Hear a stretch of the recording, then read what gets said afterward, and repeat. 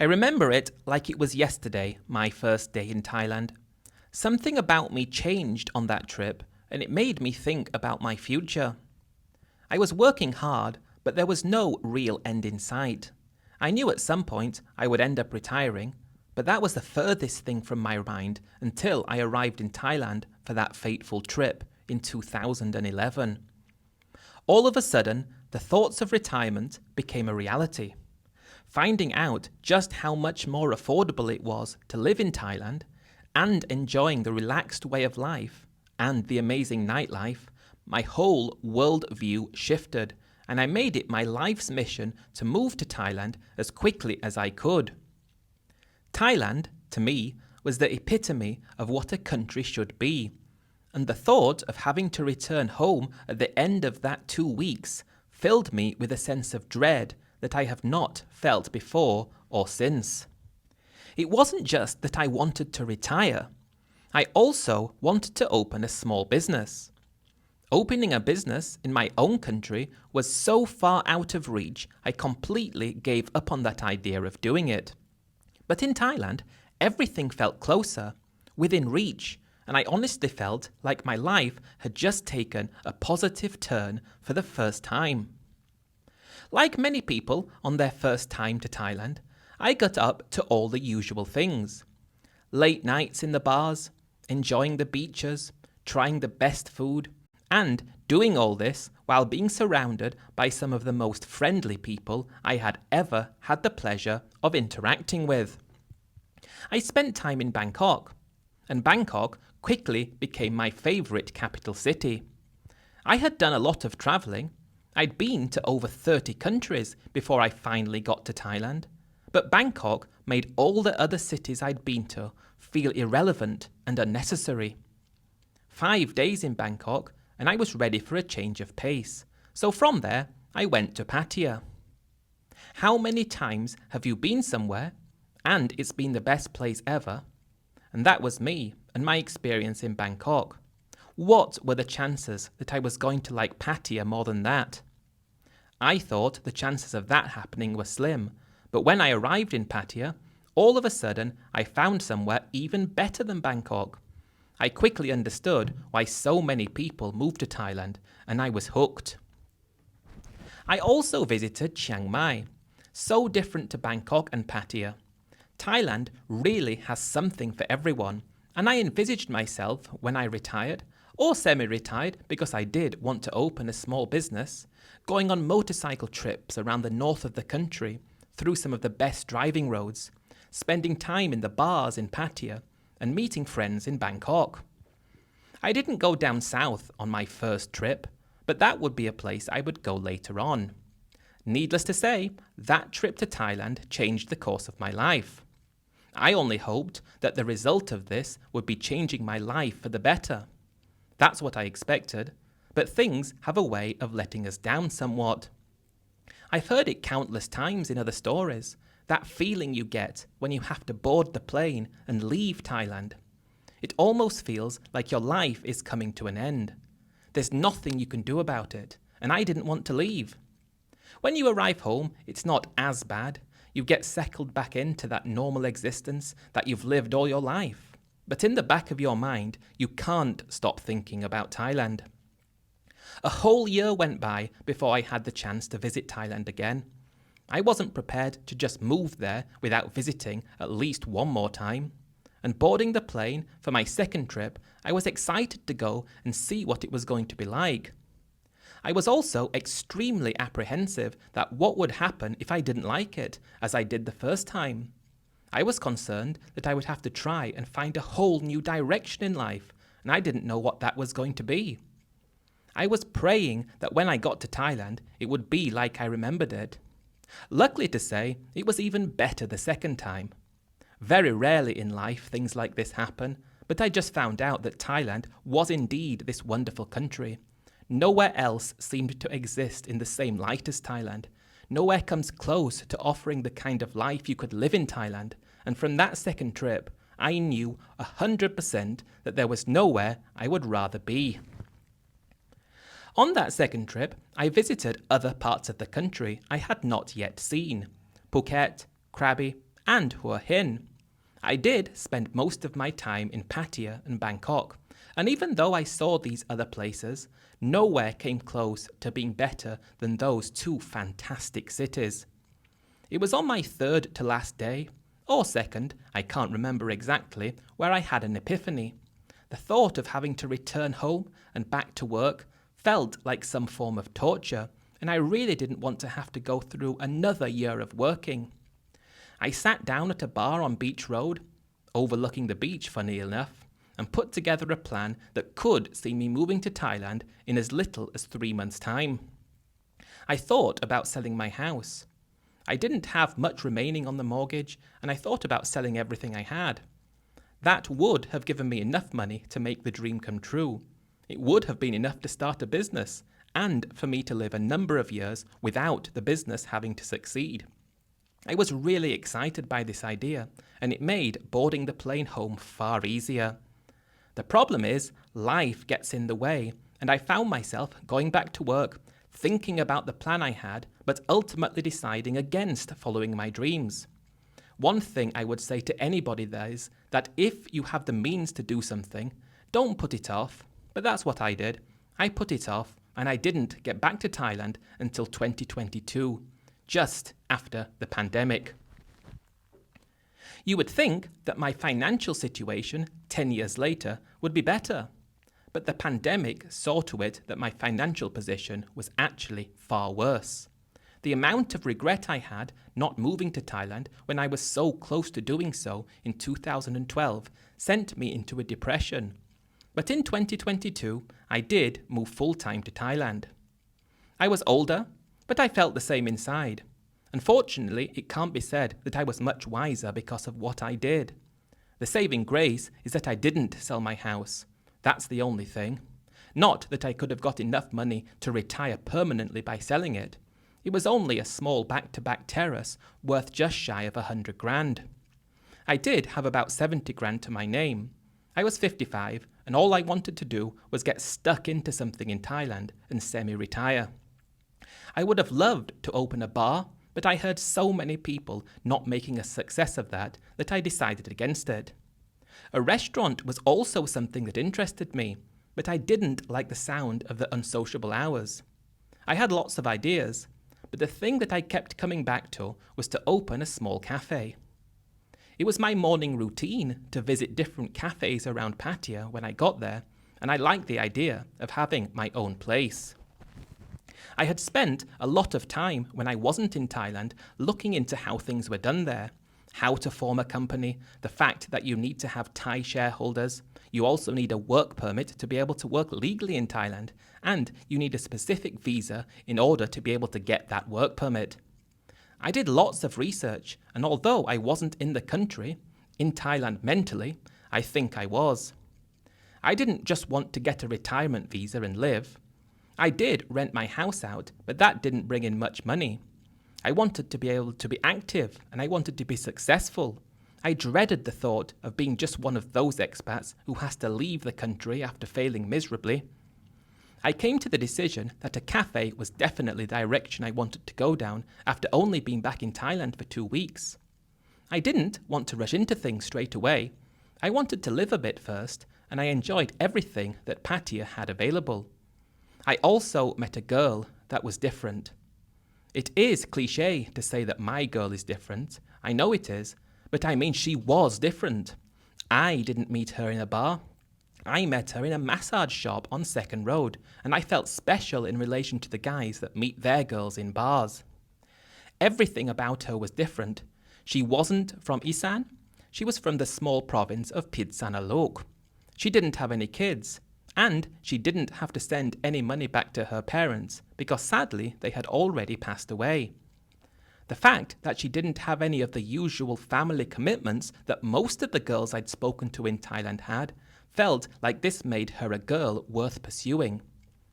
I would never have guessed that my desire to have a massage would make me fall in love with the masseuse, but that's what happened, and I kind of felt like I had one up on all the guys whose girls sent money to family, and whose girls had worked in bars.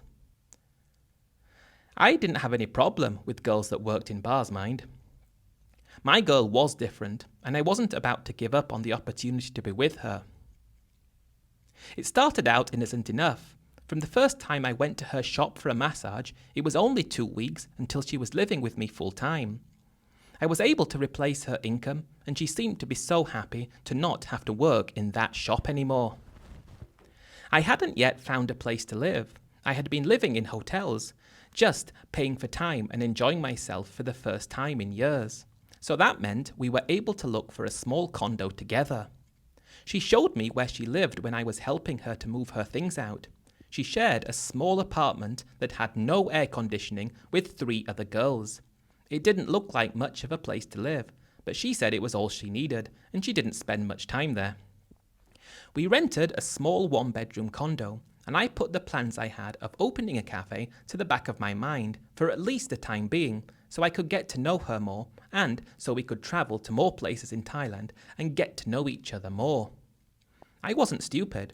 I did know that perhaps we wouldn't be compatible, but I was hoping we would be because she ticked all the boxes on the checklist that I had made. After we arranged a condo, just like we wanted it, we put everything in place in an itinerary that would see us travelling around the country for a month.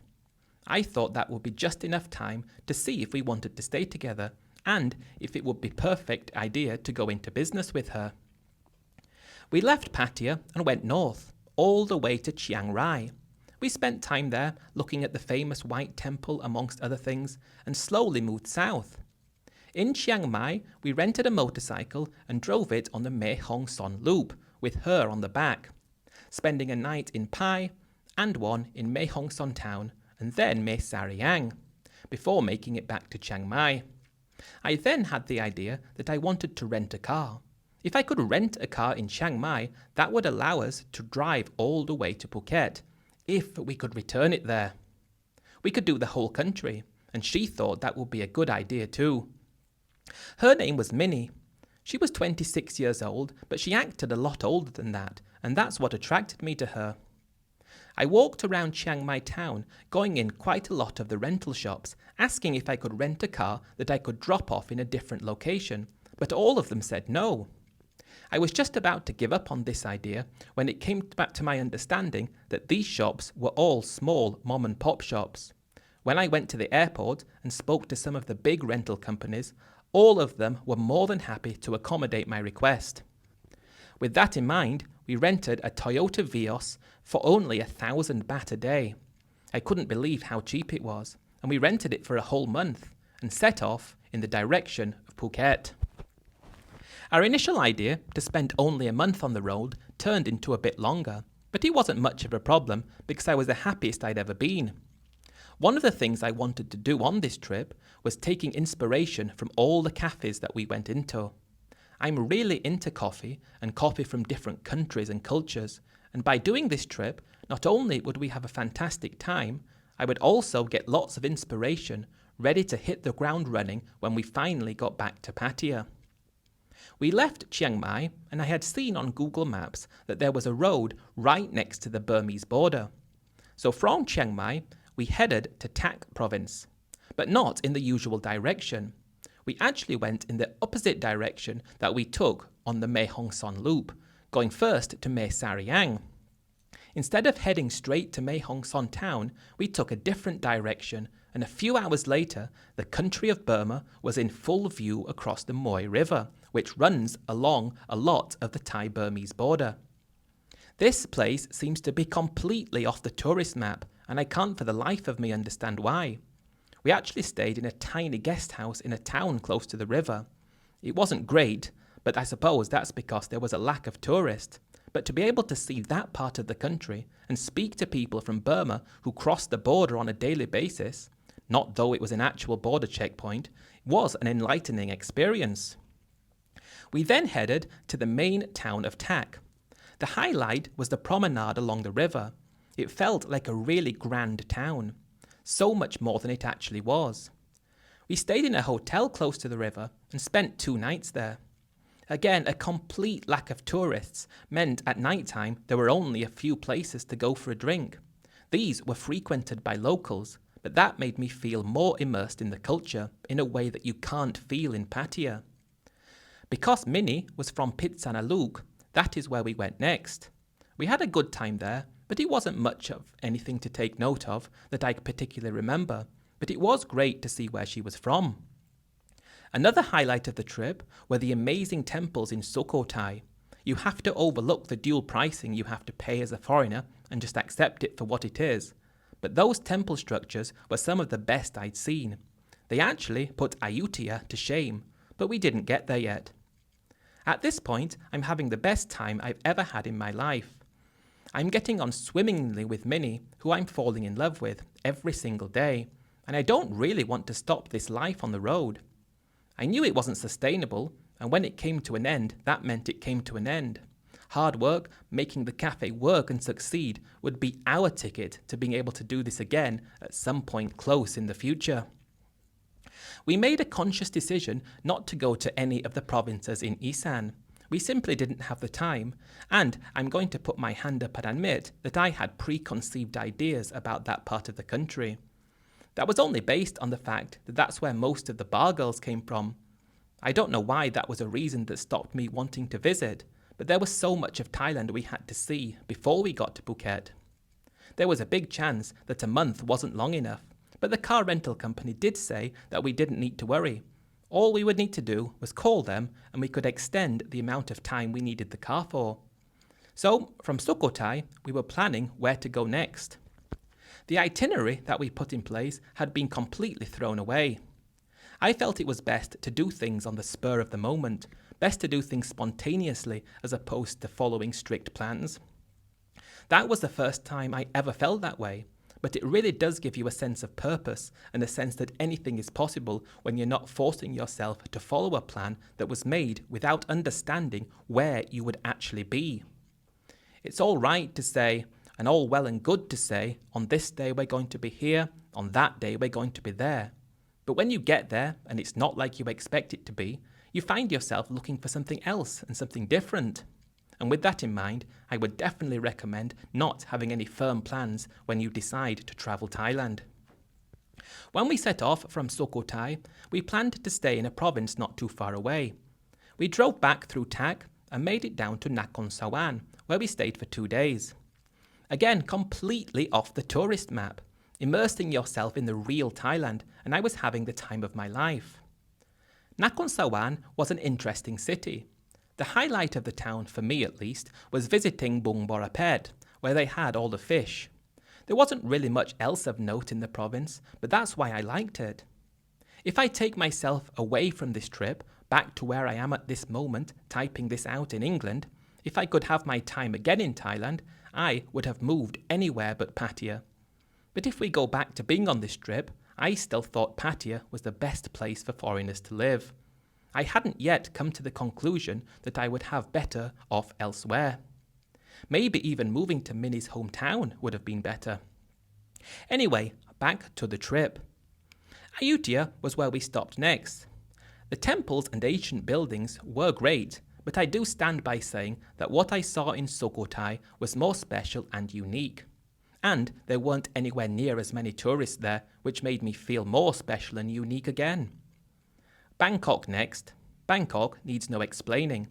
Most of the people who go to Thailand spend time in Bangkok, and we stayed there for 3 days, doing none of the tourist things, but just going out and drinking and enjoying ourselves. Hua Hin was next on the stop, a place I had been before, and I knew what to expect. Another wonderful time there, and at this point I can safely say I was at the happiest I had been in my life. I was getting on amazingly with Minnie. She was such a loving and caring individual, and I was loving being in Thailand, which I felt was only getting better the longer I was there.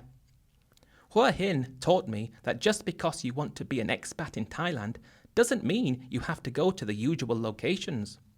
Although the town is very popular with expat, it still feels slightly unheard of. That might not make sense to guys that live there, or guys that visit, but it wasn't as high up on the expat map as lots of other places were, and I felt like that was unwarranted. I do need to pay special attention to the next place we went, Chumpon, an idyllic beachfront province that seems to be completely devoid of any tourists. We stayed on a hotel right on the beach, 700 baht a night, a beautiful swimming pool, and breakfast included. You went to walk on the beach, and when I say there was no one on it, I mean there was absolutely nobody on it. Crystal clear blue waters that was warm, but I can't understand why nobody went there. But that was a highlight and a place I vowed to return someday. Next, we went to Krabi, a place I'd been before. It wasn't my favourite by a long shot, way too popular with tourists and way overpriced, but great place to see the natural beauty in some of Thailand's best.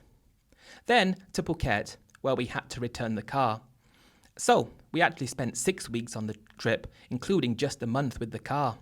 And while I enjoyed Phuket, I enjoyed it on my first trip there, I was starting to feel like I preferred the provinces in the north. Tak, Phitsanulok and the surrounding provinces were my favourite parts of Thailand. The reason I'm saying that is because I should have taken what I was feeling and done something about it. But I was dead set on returning to Pattaya and opening a cafe, with the idea to eventually be able to move up north.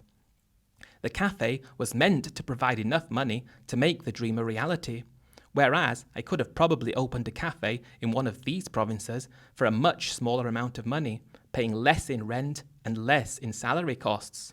But it probably would have been a better chance of success, even though I probably wouldn't have made enough money or as much money if it was indeed a success. From Phuket, we flew to Bangkok, then a taxi to Pattaya, straight to the condo door. It was difficult to get back into the swing of living a normal life, as opposed to being on the road all the time, which, if I could go back, is where I would want to remain. But as we were on that trip, I spoke to Minnie countless times about my desire to open a cafe, and I hoped she would be able to help. Because I would need a Thai shareholder to own 51% of the business, having a girlfriend in Minnie was a perfect solution to avoid any of the restrictions in place. Minnie was also excited at the prospect of opening a cafe. She always told me and talked about her desires to open a business, but she never had the money to be able to do it. We'd only been back in Pattaya for a day when we started looking for locations to open the cafe. We knew it wouldn't be possible to open on Beach Road or even Second Road, but 10 minutes away from there, on foot, should afford and give us a suitable place. We must have been in 50 cafes on our trip, and I bought different coffees from all of them and got the contact information so I could order more when we decided which ones we wanted to stock. I wanted to have a cafe that was made up by country as opposed to just coffee, like on a menu on the wall and the name of a country where the coffee was from, and then a list underneath of what was available. It took 2 months to find a location. It wasn't perfect, but it was good enough. We didn't have to pay anything up front like I would have had to if I was opening a bar right in the thick of the city. And the rent was only 30,000 baht a month. I had taken advice from a legal firm in Pattaya who had helped countless foreigners form businesses and get visas to live there. I paid them to form the company for me, with Minnie being the 51% shareholder, me with 48%, and one of Minnie's friends holding another 1%. At that time, you needed 3 shareholders. I believe now you can do it with 2.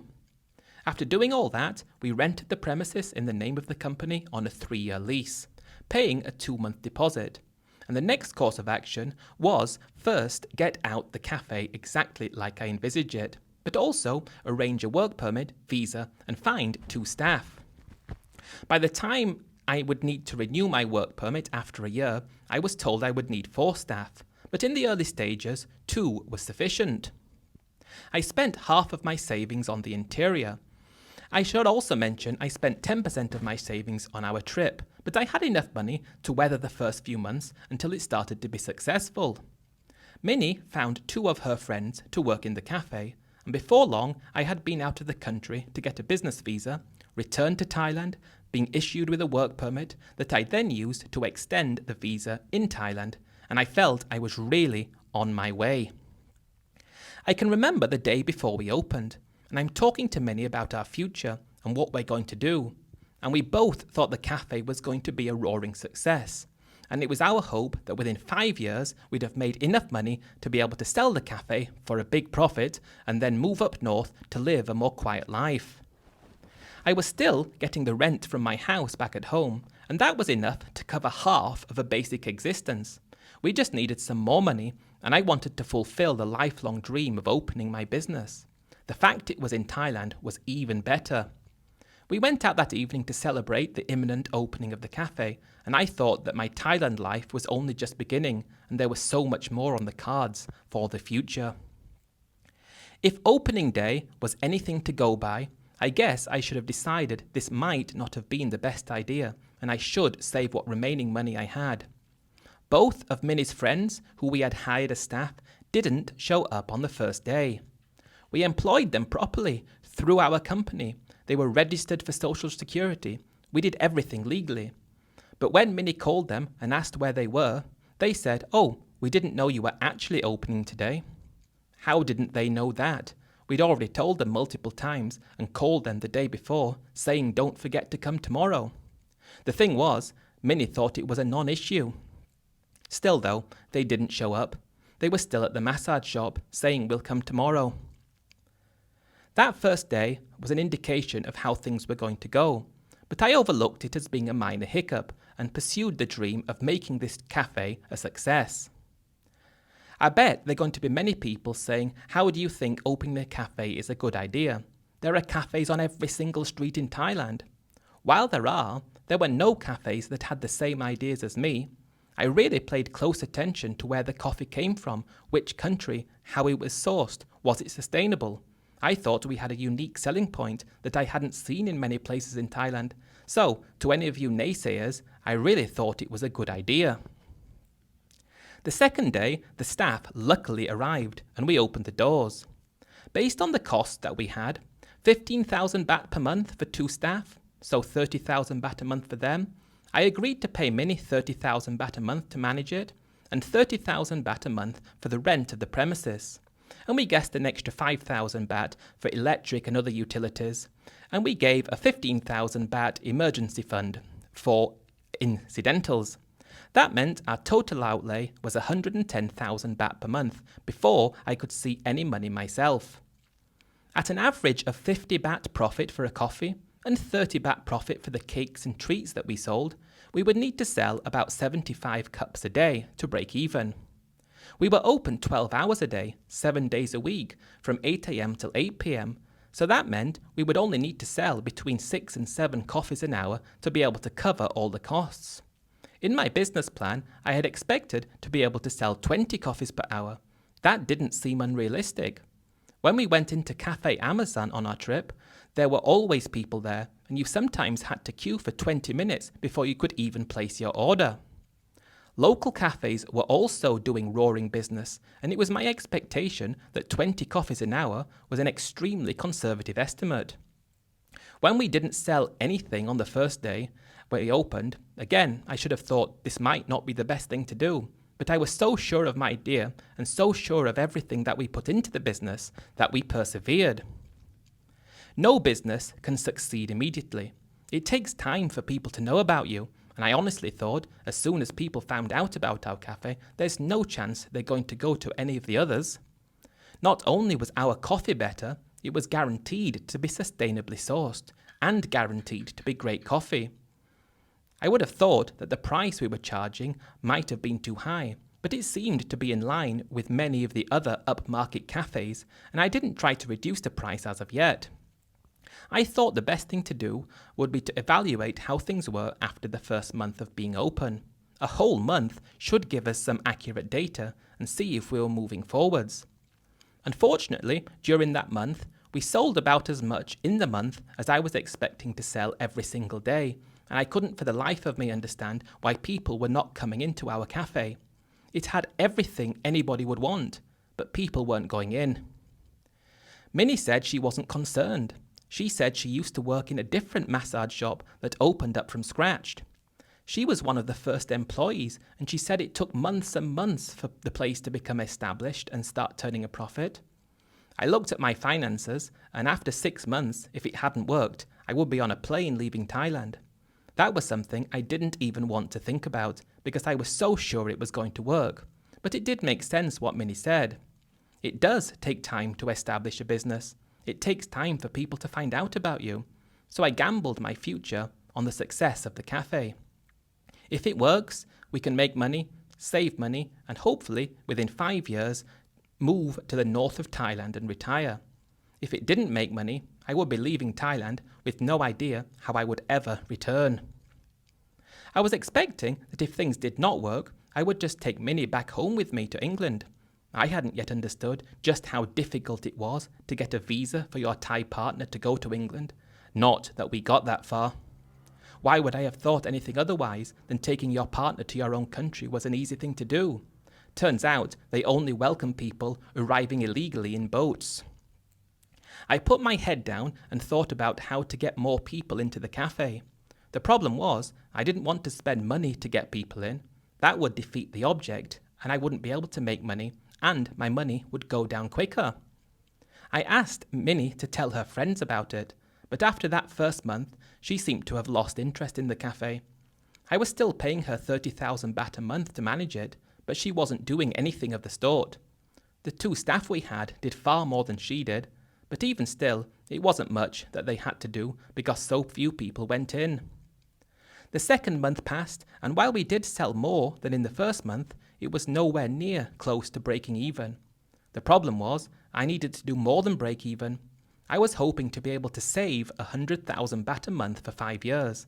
That was the goal, that was the intention, and the plan before getting into this was that this is what was going to happen. Month 3 comes around, and while it's slightly better again than month 2, I don't think Minnie even went into the shop once during that 3rd month. Yet still, she was getting 30,000 baht a month. I think anybody else would have called it right there and then, but the problem was, if I had called it then, I would have still had to return home. I think that's why I hung on for even longer, on the vain hope that it was going to turn around and be a great business success. This was something I dreamed about ever since 2011, and we're now more than 10 years later, and my dream to open a business and move to Thailand was coming true, but it was going to fail very soon if things didn't turn around. The feeling of helplessness, like there was nothing I could do about it. I felt like I might as well have just gone to a casino and put all my money on red. That's what it felt like, because no matter what, nobody went into the business, and I had 3 months left. When Minnie realized that things weren't working and that my money was dwindling, she didn't say, "Oh, you don't need to give me any money anymore." She said the opposite. She said, because it's not working and there's a chance I have to leave, I should give her more money, because if I do leave, she would need to get back on her feet. She was never off her feet because she never had anything of anything anyway, so how she worked this out, I don't know. What happened to that extremely loving and caring individual that went on that trip around Thailand with me? Where had she disappeared to? Now it seems all she was trying to do was get as much out of me of what I had left for her own benefit. I didn't think that's what having a Thai girlfriend was for. I thought it was their job to put me first. I honestly thought she was there to put me first at every single step of the way, but finding out that she expected to give extra money to herself from the business because it was failing made me really understand I'd been a fool. The problem was she owned half the business. She was the director and she had to sign at the bank. She had to sign all the legal documents, so I was left with no choice but to give her 40,000 a month, hoping amongst hope that it would turn around. Month 4, it was worse than both months before. And I don't know why, because the coffee tasted great. I would consider myself to be a coffee expert, and the coffee we served up was better than most of the cafes I'd been to in Thailand. Yet it didn't seem to matter that our coffee was good. Nobody knew about it, and nobody was coming in. And again, I should have closed it there and then, and at least had a little bit of money to fall back on when I had to go home. I'd still have some money to buy a cheap car to run me around. I'd still have enough to last a few months while I was looking for a new job. But no, I stubbornly continued hoping for a miracle. Months 5 and 6 were just the same, and when my money finally ran out, that was when I knew I had to go back. I wasn't prepared to go back until I had nothing left, just in case something happened that would have made me be able to stay in Thailand. The worst of it all, though, was Minnie. It was my hope that if the business failed, she could go to England with me, but we didn't even get looking into that when the time came for me to give her money and there was none there. She just walked out and said, "I'm going to go and..." I can't say what she said here, but it was very upsetting to hear that coming out of the mouth of somebody you loved. When I say I had no money left, I did have enough for a plane ticket. I had that in a separate account, just in case. I never thought that just in case would happen, but here I was, having to return home after failing so miserably being in Thailand for not even a year. I couldn't believe I was in this position. The thought of going back was destroying me. Plus, I had someone living in my house, which meant it would take a few months before I could access my own house again. I put off booking the ticket for as long as I could, but I knew I would need to, and I gave up the condo, which Minnie no longer lived in, and I lost the deposit for that. But what I did do was leave the business for Minnie to sort out. She was the director, and she owned most of it, so legally it was more hers than it was mine. I thought the chance of me returning to Thailand was low, so never mind. I didn't even bother to cancel my work permit or visa. I just left it for her to worry about, seeing as though she'd left me when the money ran out. I did take a few things out of the shop back home with me, things that would fit in a big bag, so at least I got something out of it. But I did pay for it all with my own money anyway. Flying back to England, I felt like a failure. All those years dreaming, all those years working a job I hated, all those thoughts of being a success in Thailand, and 6 months has shown me just how impossible that dream was. At least for me. When I arrived back in England, I had 100 quid in cash to my name, just enough to pay for a taxi to my friend's house, who gracefully let me stay at his house until I could get mine back. I had already given notice to the tenant, and I just hoped that they wouldn't be one of those sorts who didn't understand that being a tenant meant a house wasn't yours. They moved out 2 months later, and I was able to move back into my house, which was a blessing. At this point, I had already found a new job, which admittedly I did hate. But I need to continue with it. There is something that I need to admit. I'm so lucky that I didn't do what I very nearly did. I was so close to selling my house. I thought it would give me more money in Thailand, more chance of success. But if I did that, while the chances are I may still be in Thailand now, would I have more or less than I do? I probably would have lost everything, then came back to no house. So owning that and keeping it was the best decision I ever made. That does not fill the void. Nothing makes me feel better living where I am. I have started looking at different countries. Maybe Thailand is just not for me. Or maybe Thailand would be for me if I had enough money for it to be. I'm just 58 now, which means if the pension age stays as it is, it's going to be at least 10 years before I get a state pension. At least 10 years, and it could be a lot longer. I've had enough of working as it is. The thought of doing this for another 10 years fills me with dread, and that's the situation I found myself in, and I have to be open to accept it. Another saving grace, which is a product of me keeping my house, is it is worth more money than it was. Also, the way the property market has gone in England means that I could rent it out for £600 a month, which is a good return on what it's worth.